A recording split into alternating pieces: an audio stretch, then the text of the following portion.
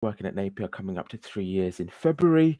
And my role is basically an account manager, but I'm heavily involved in the podcast recording with clients in terms of liaising the process before audio testing, recording live, and editing. And I'm familiar with the fantastic Podbean platform as well. So very, very excited to be joining this podcast session and yeah, ready to go. Oh, good. Well, we're so excited to have you here.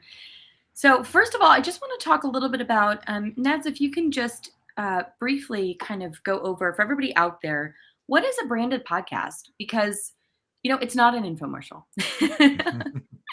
And there's a lot out there in the industry. So, we'll get into what is an effective and impactful branded podcast in a bit. But first, just give us a basic overview if you can. So branded podcast basically is it's what the client wants to share. What do you want to promote with your products? So basically, we try not to make it too corporate, too about me, but giving a USP about the brand again, but in a conversational and fun style. So yeah, for me, that's what it's all about. Not coming across as a robot or too much about promoting yourself, but again, just giving it an insight into what the business does, whilst also giving a USP to the audience. Absolutely. And what are the benefits of a branded podcast? One, you give an insight into who the business really are, because from the face of it, people can just judge you from their website, social media, but you get to really understand the personalities behind the brand, what goes into the thinking. So really, it gives people an overview of the people behind the success. So for me, that's really a big benefit. Absolutely. And I think also the values of an organization, because it's not Absolutely, direct, right? You're not exactly. directly selling, right? You're saying, "Hey, this is who Mhm. we are and this is, what our company may That's do, what but we this do. is also, who we are as people. These are our Mhm. values. These are, this is the kind of organization that we are." So I think it's so important. And as well that audio Absolutely. aspect, because you're getting, you're not seeing something visual, you're really hearing voices from the company or that represent the company. So there's a lot there. Um, Indeed.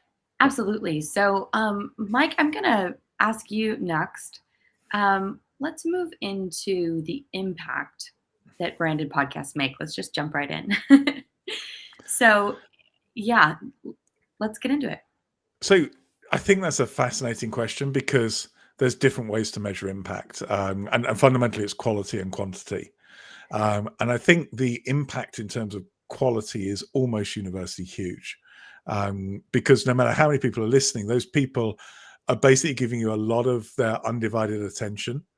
They're hopefully getting value from it, so they feel that they've benefited from the podcast, and they're also learning about you. And I love Nez's comment when he said it's all about letting people know the personality of the organization, because I totally agree. I think that's what podcasts do. The interesting thing is quantity, because branded podcasts can have very, very different audience sizes. And quite a lot of them are quite small audiences. And I don't think a lot of the time it's about quantity. It's not about getting, tens of thousands or hundreds of thousands of listeners. It's about getting a small number of listeners in a really niche area that really care about you as a business, but can also make a big difference to your bottom line. So I think, it's not just about the numbers. It's a lot about the quality. That's super important. Absolutely. And I just also want to follow up with you on that, Mike.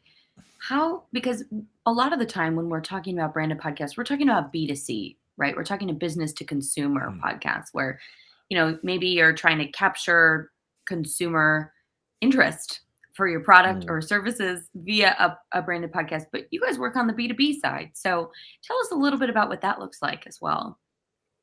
So I don't think it's really any different. I think audience size is different. It's much easier to get a B2C podcast that has a very big audience. But inherently, most B2B companies have a small audience they're targeting anyway. But what you're trying to do is you're trying to, entertain or inform, or maybe both, listeners. And so I don't see how that differs, particularly from a branded consumer podcast to a branded B2B. I mean, clearly the content's different, but the actual approach seems to me to be very much the same. Absolutely. Well, I want to get back to that in terms of impact, but Ness, I want to next ask you about the content Sure. because you produce quite a few podcasts with Napier, and so I'd love to hear some specific examples and what kind of content businesses that are in the B2B space are really looking to create within podcasting. Great question. I'm not sure if that's better directed. Mike will probably give a better insight towards that question. But I can certainly give it a go. Absolutely. So, in terms of content, we look at basically different organizations that we entirely work with that, again, give, like I mentioned earlier, a USP. So, for example, would love to learn and know how they can benefit our clients or in people in general, because we love to make sure these podcasts are not only relevant but useful for people, within the industry and the field. So, again, the content is all about aiming to help people and understand what the business does, and perhaps they might want to work with that company in the future. Absolutely. So, Mike, let's hear from you on that one.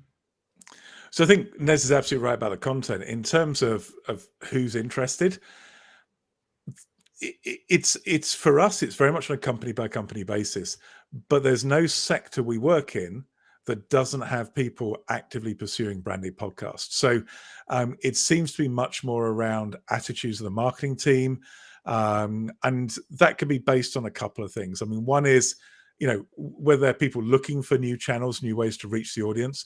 And the other can be how they're measured. And I did mention earlier, one of the challenges of podcasting, particularly in the B2B sector, is that a small audience can be a good audience. And so if you as a marketing manager are measured on volume and numbers, you might be a little wary about podcasts, because once you look into it, you'll understand that certainly in the initial few episodes, it'll be hard. You maybe get a few tens of people listening. So I think sometimes it's things like internal politics. But in terms of which sectors we go to talk to that are interested in podcasting, there's always somebody in a sector interested in podcasting. Absolutely. So can you guys give us an example, and this is for both of you, can you give an example of some of the podcasts that you've worked on that, really embody that B2B proposition? And for everybody out there listening, USP is unique sales proposition. Ness, you've mentioned that a couple of times, and I just want to make sure we were clear there for everybody out there. But it's really, something that makes your business or your product unique and worth purchasing, right? So can we get into some specific examples of some of the podcasts that you've created or worked with clients on, and maybe some of the impact that they've seen? Go ahead, Nez. You talk about some Sure. of the ones you've worked on. Absolutely. So one of the ones we've worked on is a company called Farnell. Again, we've done a fantastic series with 6 episodes. And again, in the first couple of months after launch, we saw some really encouraging and impressive results in terms of, coverage, the amount of countries that were listening in. So it's really, really impressive. And obviously the client loved it, that we actually started a second season, which we are in the process of recording right now. We've recorded 4 episodes, so 2 to go. And again, we'll launch later on this year. Other clients include Vicor and ABB Energy. Again, fascinating in terms of the different clients and podcast guests and hosts, the relationships we have, and the different products they're trying to sell and what basically do to help each other. It's really, really fascinating. Absolutely. And I think, when you're speaking about creating a narrative for a business in terms of a B2B use case, what's different? So that's an interesting question. I think Nez produced 2 really fascinating examples of podcasts when he talked about Farnell and Vicor, because they're quite contrasting. Vicor, they want to communicate. Their narrative is about where their products are used. And they make products that go into electric power systems. So they have a very unique technology. It's very complicated. They wanted to try and make it much more accessible by really explaining the range of applications. And it's unbelievable, from electric motorbikes all the way through to they have a client who basically builds coral reefs, like live real coral reefs. They've got technology that causes coral reefs to form. It's incredible. All customer focused. Farnell, on the other hand, was very different because what they do is they're basically a channel partner. So they take products from manufacturers and they sell them through to end customers. So they're not making products themselves. But what they can do is they can bring together different manufacturers, different suppliers, and talk to them in a podcast series in a way that it's really hard to do elsewhere. There's not really anywhere else, any other sort of business that can bring together these people with really quite differing views.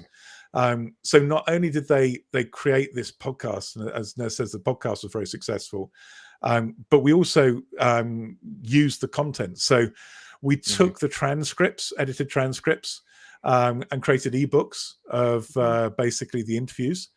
So it's immediately a written form of content, frankly, without a huge amount of work, and certainly no more work for Farnell. There's a little bit of editing and layout work, but it was, it was great to take that. And then what we actually did is we do a lot of PR.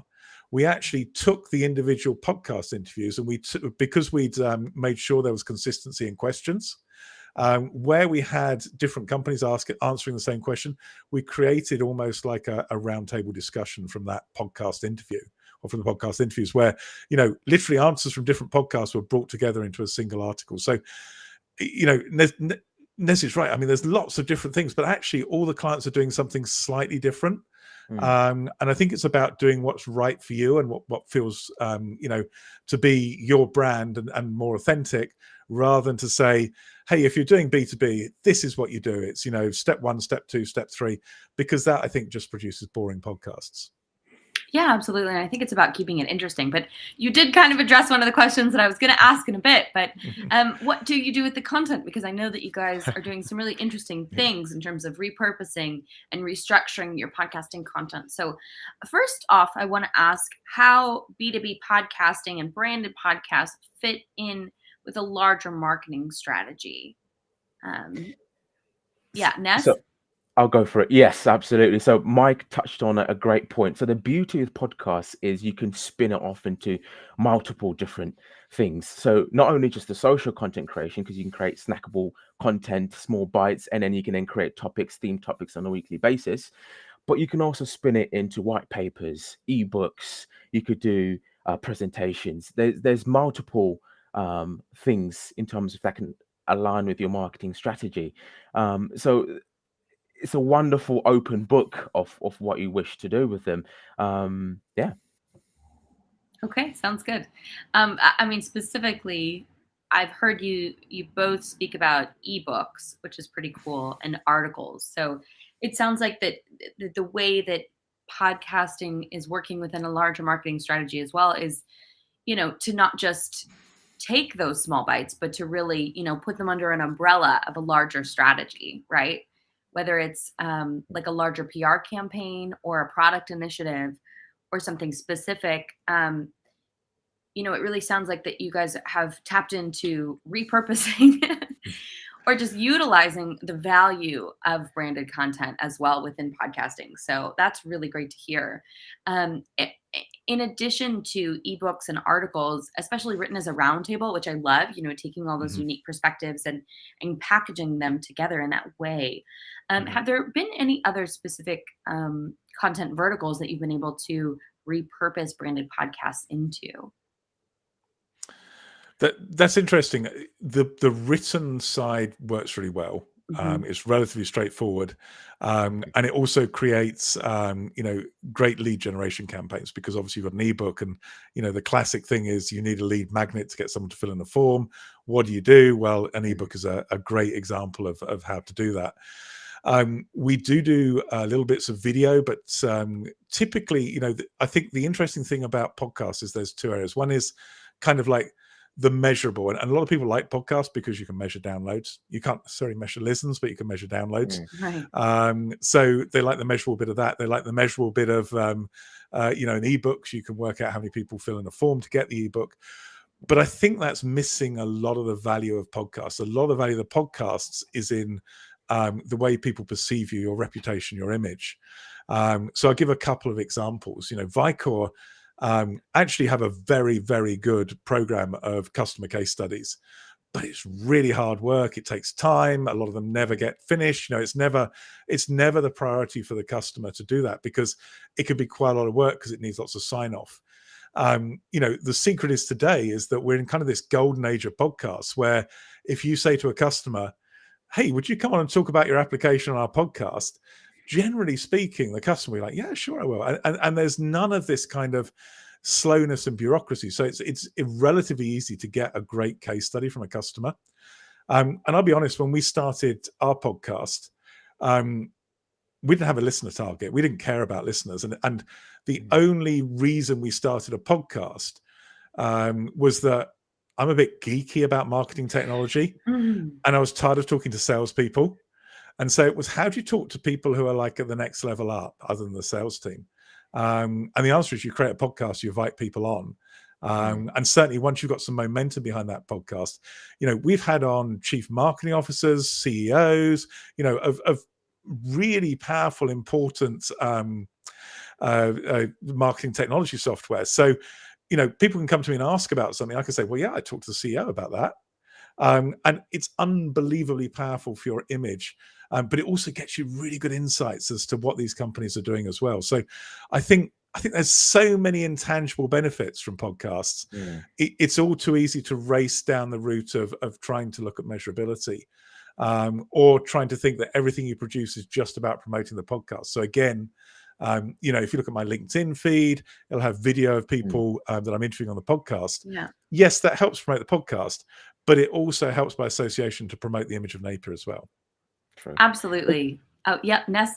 And just to add to what Mike said, it's also a great way of cementing the relationships between, for example, the customer and the supplier. And again, Farnell, for example, they've got a technical resources hub where they'll put links to their suppliers pages on their website. So again, it's a great way of building that image and that trust. If Farnell have got all these suppliers, wow, we want to work with them in the future. So there's multiple incredible benefits for each party. Absolutely. And I love what you said about use cases, because when you are interacting with a customer who's had a positive experience with your brand, right? This is what you want to share. And a lot of the time, right, written use cases maybe aren't going to share that excitement or enthusiasm for your organization. So I think that that's such an important aspect. And similarly to what you said in terms of repurposing, you can use those use cases in terms of written content as well, but just having that excitement and the vibrancy of a human being who's had a positive experience with your company is huge. I think that that's so important. And we've spoken a little bit about scale, and I want to kind of go back to impact a little bit before we move forward, because on the B2B side, it's not necessarily linear. So, Mike, I kind of want to direct this to you. So, in terms of the value that an organization is going to see from a branded podcasting initiative or a B2B podcasting initiative, what specific benchmarkers are they going to want to look for? Because, audience size, as you mentioned, is not a determining factor, because, maybe instead of 10,000 $5 clients, right? You have 2 multi-million-dollar clients, and that's, who the podcast brings to you. Yeah, no, you're absolutely right. And this is true, I think, of marketing generally, not of just podcasting, is you've got to identify metrics that make sense for your business.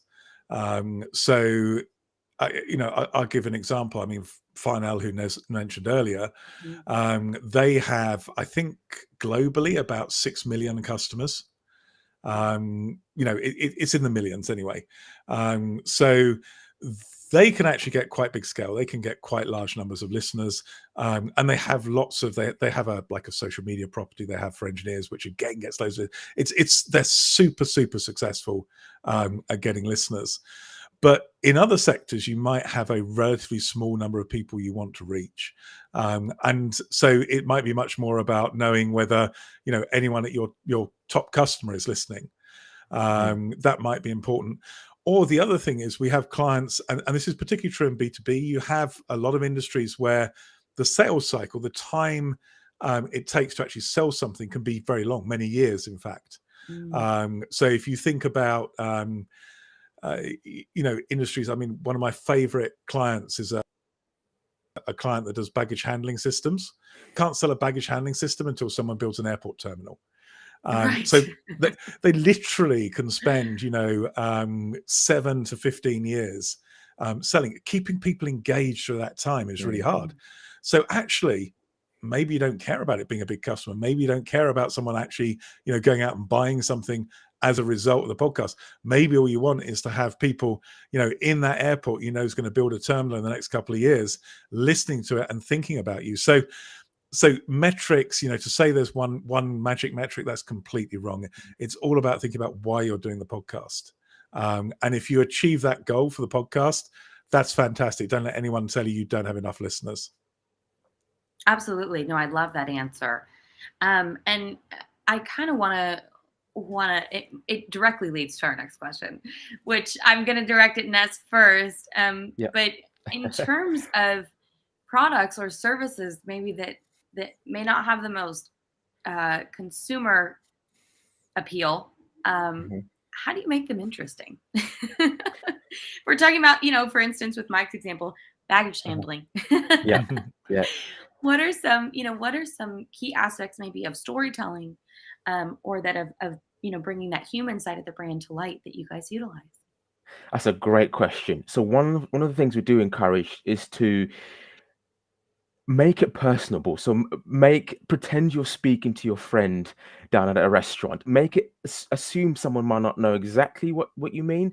So again, not dumb it down, but just make it relatable. So that's one of the things we like to say to our clients. Pretend you're talking to your friend to make it so they understand. So that's a really great way of making sure, one, they tell a story behind what they're saying, and making sure everyone understands. So definitely we encourage not to be too technical, but yeah, definitely make it relatable.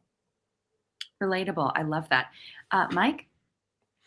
I mean, I think Nez has hit the nail on the head. The thing to do is to make sure your content's the sort of content that works with podcasts. So, a great example, again, we've talked about Vicor. I think Vicor's, an amazing company. They've got this incredibly complex technology for power systems that is unique to them. Nobody else in the world has been able to, develop it. It's completely their own technology. It's really, really complicated. If you talked about those products in a podcast, it would be a disaster. It would be so difficult. You wouldn't be able to explain verbally the complexity in the product. By looking at it and saying, well, actually what we can do is we can say, well, our products do this, and because of certain reasons, actually they are ideal for this particular customer who just happens to grow coral reefs. And then suddenly what you've done is you've made it very relatable, you've made it very interesting. The customer will talk a little bit about the benefits. So the people who might be customers will go, yeah, I understand, I need to look into that. It won't explain everything. And trying to explain everything, I think, is the big mistake in podcasts. But it will just start your potential customers, your prospects, out on that journey of, yeah, actually, I need to listen to that because I've got a similar problem to these guys. I'm trying to get very efficient power supplies, not losing energy, or I can't afford to have large, it's going to be very small, or, any of these other benefits. So I think it's about making sure you don't try and force things in. You get content that's right to the format of a conversation. Yeah, absolutely. And I think it's something where, if you're not gonna go into full detail, right? What are you doing, right? I guess that's the question that people out there who are thinking about creating a branded podcast want to know. Absolutely. And I also recommend, arranging a set of key topics before your podcast, because otherwise you're in a massive minefield. You could go either direction. So do recommend setting aside 3 or 4 topics, and that way your podcast is structured and on point. And then again, you can make it personable and rather not go with too much into tangents on other subjects.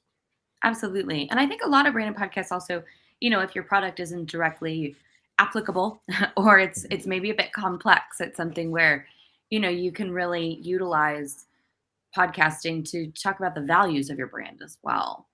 Yeah. So, Ness, can you speak about that a little bit? So would you mind repeating The the values. question? Speaking about the values of a brand instead of the direct product. Oh, okay. Or, yeah. Sure. Yeah. So we found that's very important. Again, going back to what we discussed earlier, it's important that the company shares, what makes them unique, what they stand by, their values, their USP, and again, how that relates to their products and services, and how then also that links to their supplier who they have a partnership with. So values are really key to lay across in these podcasts, to again differentiate them to others, to other companies out there. Yeah, absolutely. And I mean, this may seem like a pretty straightforward question, but what kinds of companies can benefit from branded podcasts? Oh, anybody can benefit. I think I don't think there's anyone who can't benefit. No, actually, I'll take that back. The people who can't benefit are the people who are not enthusiastic and committed. It's hard work. It takes time. Um, I'll be honest, there's a real cringe factor about getting in front of a mic and recording yourself speaking and then putting that on the internet.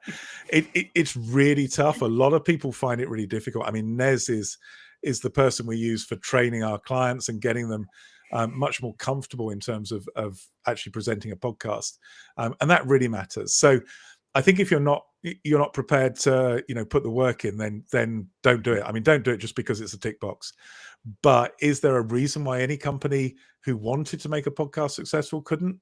No, I think everybody's got a niche. And actually, one of the lessons we've learned is that with the Napier podcast, it's a fairly general about B2B technology marketing, and we've looked at it and we've looked at the growth. And actually, we're going to produce now a second podcast where we're going to narrow down more into a niche of marketing, because although the audience again might be smaller, we're going to have a small number of really quite engaged people, but it's also going to be very easy to find. So once you go super niche, you then might only have an audience of, let's say the global audience is 500. And if 20% of those listen to podcasts, 20% will see your podcast because they will find it through search, because there's so few other podcasts. And I think, it's something people talked about early on in the days of podcasting, is that, you can have a million different niches.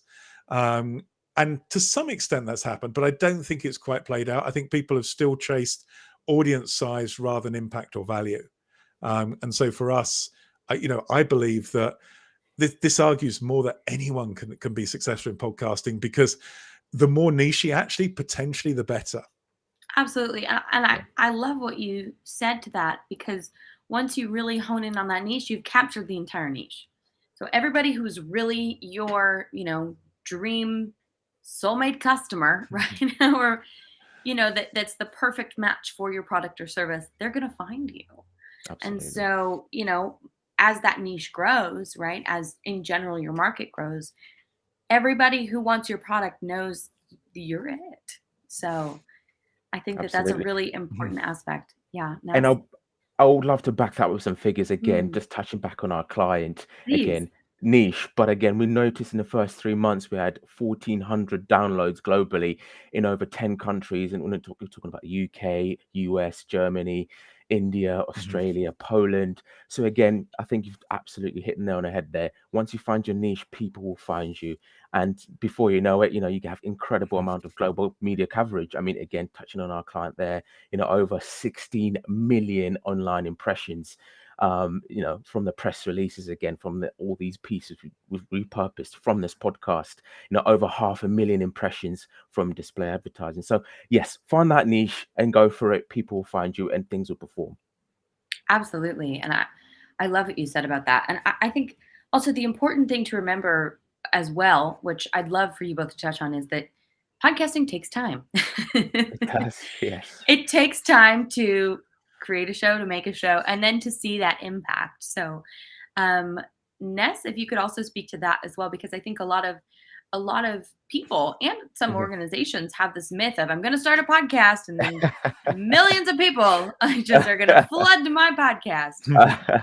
That's a great point. So what we found is it planning. If you plan it properly, it Yes. will be a success. So don't go in, oh, we're gonna do it. We're gonna be, set the expectations, find your right suppliers and the right clients, find what you want to talk about, What do you want to achieve from this podcast? What's the key messaging you want to get across? What values do you want to share with people?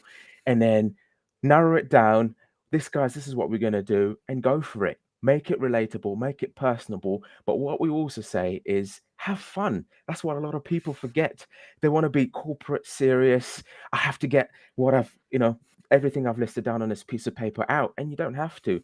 Just say a few things, but again, just have fun, because that will come across really well and better than someone just reading off a piece of paper. So plan, and it will come to fruition. Absolutely. And I love that. It's kind of like, you're throwing a party and you're inviting your audience. So that's so Yes, yeah. fun, that aspect of just, making people feel welcome and happy to be Mm. there. I think that's a really important aspect.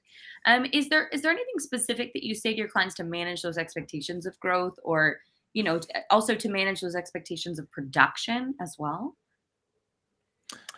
So when we're selling like podcasts, actually quite very rarely do we sell. Normally people come to us and ask. But when people come to us and ask, the first thing we say is, look, really don't measure your audience. And I think it's super important to not measure your audience for at least the first 10 episodes, Mm. because very few people are going to subscribe to a podcast with 1 or 2 episodes. So, when you say time, it takes time to record each episode, but Mm. actually it's more the time it takes to build up that momentum. And in podcasting, that is a major challenge. You've got to understand it takes a long time. So we're saying produce content you think's good. And if you think the content's good, then it's going to work. I mean, one of the things we'll use is when we're selling to new clients, and maybe they're asking us about, how well do you know this particular product? We go, well, here's an interview we had with the CEO of the product. We've kind of met the CEO, and it's amazingly powerful to do that. And equally, when you're looking at a product supply, again, maybe Farnell, it's like, well, if I'm choosing Farnell as my supplier, how well do you know all these people are manufacturing the products you sell? It's like, well, here's the podcast, here's the relationship, and if you're having fun, and Nez's advice about having fun is the best thing, because to do 20 podcast episodes where you don't enjoy it it's just not going to work. If you enjoy doing it, you'll just keep doing podcasts, Mm. and you will be successful in your niche. And at the moment, there's very few niches that in B2B that are saturated. In fact, I'd say there's almost no niche that's oversaturated in terms of the B2B sector. Consumer, yeah, it's much more hard, but in business to business, go for it. If you're committed, you produce content that's pretty good.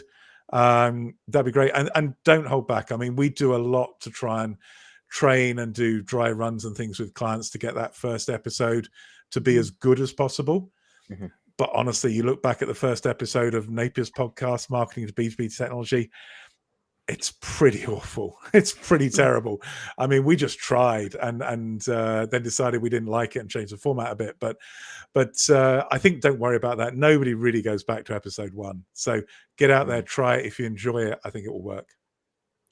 Oh, I love that answer. And I think it's there's this common theme in podcasting. Nobody likes to listen to their first episode. So you just kind of have to jump in with both feet. I think that's really important.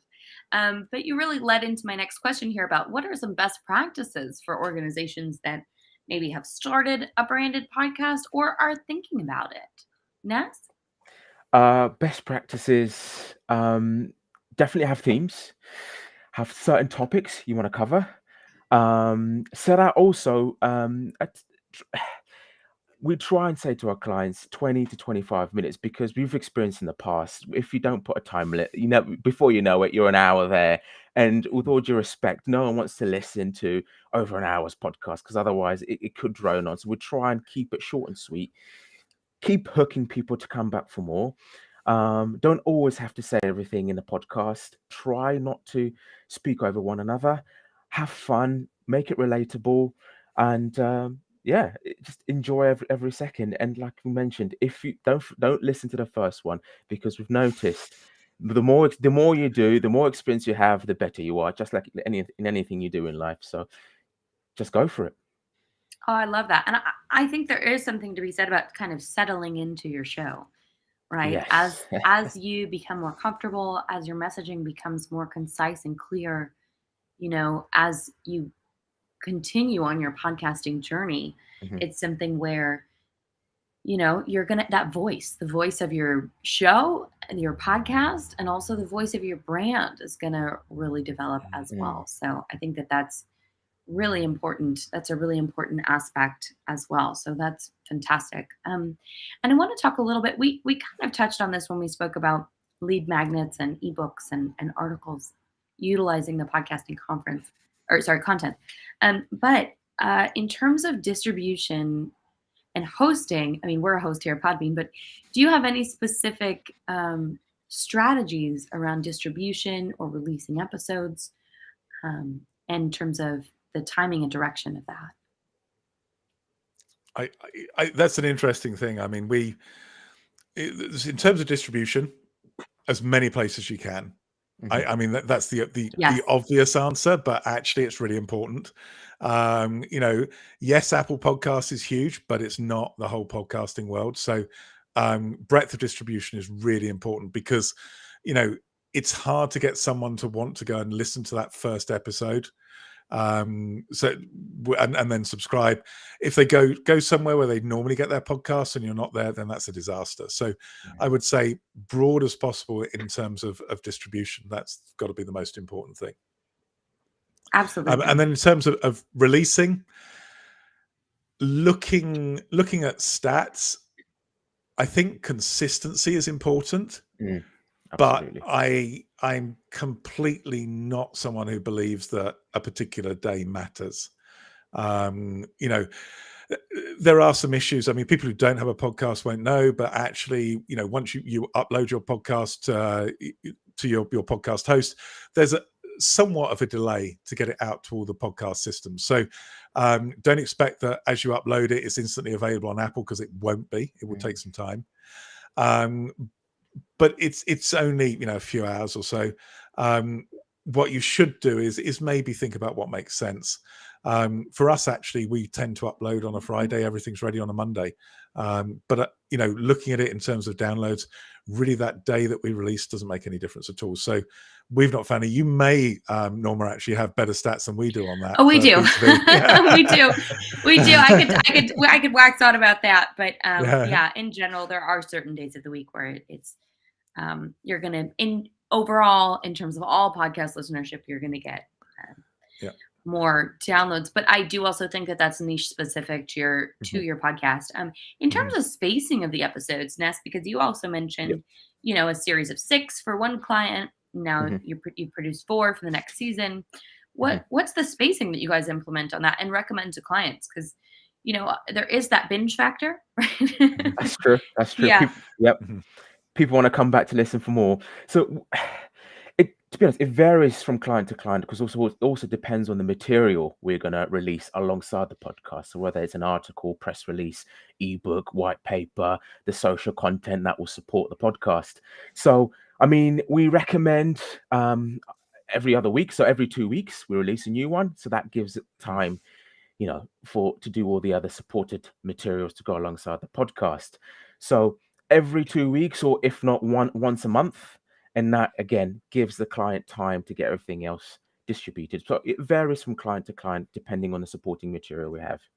absolutely. And it Yeah. sounds like, you know, the supporting material, because when we were talking about earlier, we weren't that clear about this.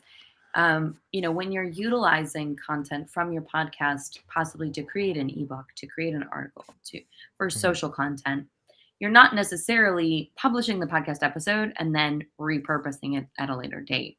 You're coming out of the gate, Mhm. right? With a full Exactly. strategy, with a full launch for each episode. And I think that that's an important aspect to remember for podcasters out there, because, you know, a lot of the time maybe you make the podcast episode and it's like, oh, you know, whew, that's over with.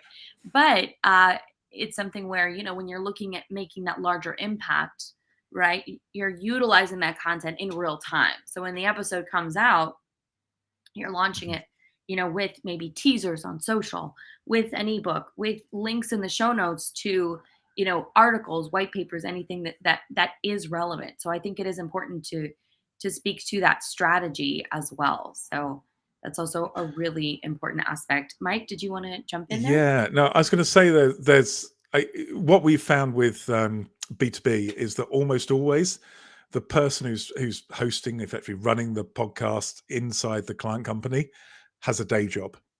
Yeah. And so, the issue is what's the optimum frequency? Well, I'd probably say the more frequent, the better, basically. But if you've got somebody who, has another job, is busy, they can only record 2 episodes a month, don't go out with a weekly frequency. That's crazy. And equally, we have quite a few clients who like the kind of episodic approach. So again, if you're going to record 5 episodes every 6 months, don't release them on a daily basis. Yes. Because by the time you get to the next episode, people have forgotten. If you've got a great podcast, a daily basis might be an awesome frequency. But nobody in B2B we've found has really had the time, because typically you're getting people who've reached a certain position in the company. They're normally expert in a certain area, which is why they're hosting the podcast, because they've got a lot to say. But then unfortunately their time is severely limited, and then you've got the creation of the materials. So it's often a case of the podcast frequency is dictated by everything else rather than everything being dictated by the podcast frequency. Yeah, and really about the bandwidth of your team. I think that's really important. When we're speaking about what goes into making a podcast episode, it's not just the podcast episode. And so, when you're thinking about overall impact and a larger strategy, that's so important, because there are going to be aspects that are stressful if you don't plan them out, right? There are going to be aspects that maybe add a lot of pressure to the team, or you're not going to make the impact that you want to make because you haven't given yourself the time to create all that supplemental content. Oh, you're so right, Norma. And I think, Nez's point, and I'd go back to this, the most insightful thing of the whole interview was Nez when he said, you've just got to have fun. Yes. If you're working in a company trying to get a B2B branded podcast out and you don't have time, it's not going to be fun. You've got to make sure the frequency matches, you've almost got that fun frequency. And it's how frequent you can produce it without getting overstressed and overworked and not being able to deal with the pressure. And to me, that's a great guide to frequency. If you can finish recording with a smile on your face, you've probably got the right frequency. Oh, I love that. I think that's so important. Well, it's been such a pleasure to speak to both of you. I have a couple of more questions. And we kind of touched on monetization, about how it's mostly indirect. But do you ever have clients ask you about direct monetization through their podcast for B2B podcasts? We've never had that before. Okay. And most of our clients, the reality is that because the audiences tend to be quite small, the cost of production would be way bigger than the value you'd get from monetizing the podcast itself, but also the upside from winning new customers.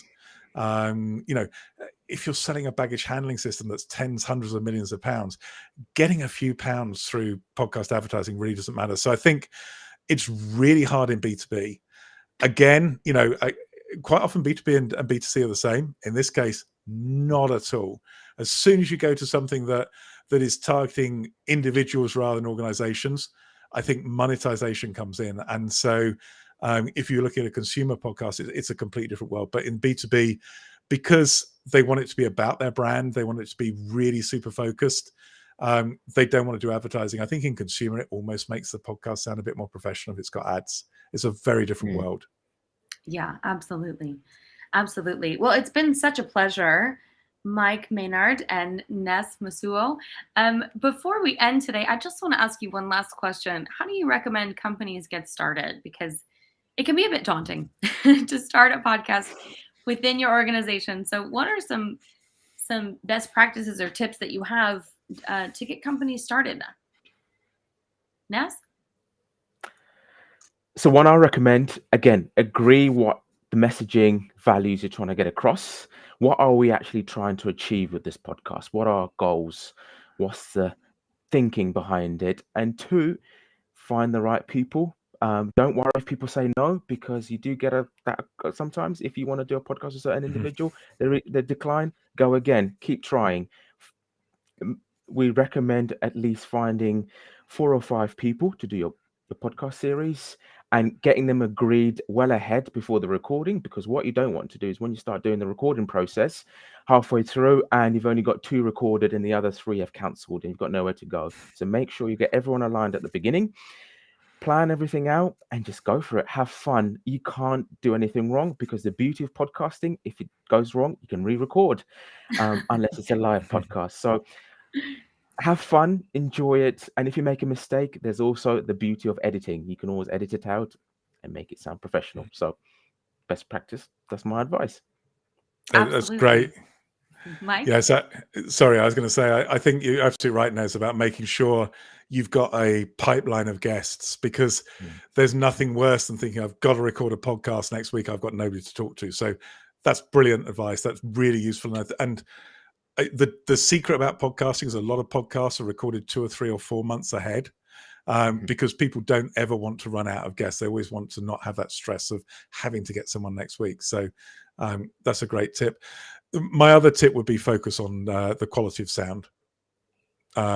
It really matters. People underestimate how important it is. So either get a really good mic or a really good headset, because that makes a huge difference to how your podcast sounds. If you've got a terrible mic and there's lots of background noise, you cannot fix that with editing. So that's really important.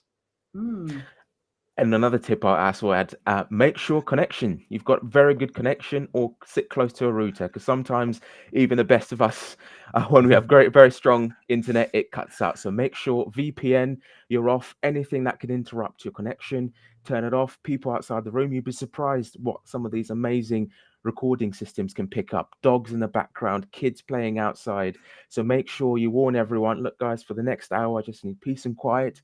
We're going to record. Again, touching on Mike's great point about audio, it is key. There's nothing worse than someone listening to the audio, to a podcast, and you've got people in the background talking, cooking, because now I know working from home, people in the office, you just don't want that. So try and minimize the disruptions and make sure that 1 hour is fully focused and as good as it can be. Oh, I love that. Super important point. Well, it's been such a pleasure to speak with both of you. I'm going to read our outro and then we'll conclude for the day. So thank you, everyone, for joining us at Corporate Podcasting Smarter and our September live event, How to Make Impactful Branded Podcasts with Mike Maynard and Nesbert Masuo from Napier B2B. For those of you who may be joining us for the first time, Podcasting Smarter and Corporate Podcasting Smarter has live stream sessions like this one with top podcasting and business professionals. We also have exclusive recorded episodes on the podcast. If you joined late or want to have another listen to this conversation, you can replay this live stream on Podbean's YouTube channel and on our podcast. Podcasting Smarter is brought to you by Podbean. We're a private podcast hosting solution for Fortune 100 companies and top enterprise organizations with secure encrypted podcasting and a proven track record within the industry. Head over to podbean.com/enterprise to learn more about our business and enterprise solutions. Thank you for joining us.